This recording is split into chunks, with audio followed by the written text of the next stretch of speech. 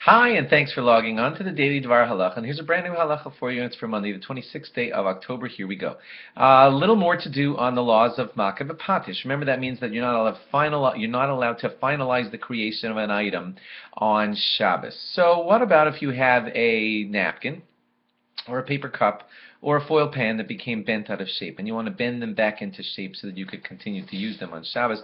Would that be considered like I'm finalizing the cup, makeh b'patish, giving it the final fix? And the answer is that you're allowed to do it because a cup, a napkin, and a foil pan are easily bent out of shape and easily bent back into shape, so it's not really viewed as a full-fledged repair of the cup, the napkin, or the foil pan. If the handle of a broom is out and you want to pop the handle back into the broom, you're not allowed to do that. That would be considered like makeh b'patish. And same thing with a pot handle. You're not allowed to put it back in. And if you want to if it's there and it's in and you just want to tighten it, so that is prohibited by the Rabbanan because it resembles, it's very close to makeh b'patish, putting the final touch on making that pot usable. If you have a key that's bent out of shape, you are not allowed to bend that key back into its proper shape on Shabbos. Same thing with a bent hook. You're not allowed to bend that hook back into shape on Shabbos. What about a wind-up swing that has lost all of its wind and you need to rewind it so that the baby could swing some more? So most of the poskim are okay with that. That's not viewed as like the swing is broken and it needs your wind to come back into repair.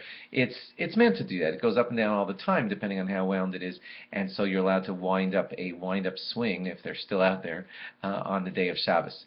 If your all thermometers for kids, you know, the ones where you take temperature, they're all digital these days. But if you do have one that's the old kind with some stuff in it that goes up and you view it and you could shake it down, you are allowed to do the shakedown on Shabbos. That's not considered like a fix of the thermometer. You have to do it before you use it, but it's not considered a full-fledged fix, so you're allowed to do it. If there's rust on a certain utensil that you want to use on Shabbos, you're not allowed to remove that rust. That would be like fixing that utensil. If you have a table and guests are coming and you want to add a leaf to the table, that's totally allowed, and that's not called finalizing the table. That easily pops in and out, and therefore it's not viewed as a fix on the table. If a seat cushion came out of its seat, you are not allowed to reinstall it back into its spot on Shabbos. That would be considered makeh b'patish, the final blow of making the chair usable on Shabbos, so that would be prohibited. Thanks for logging on, and log on again tomorrow for more. Bye-bye.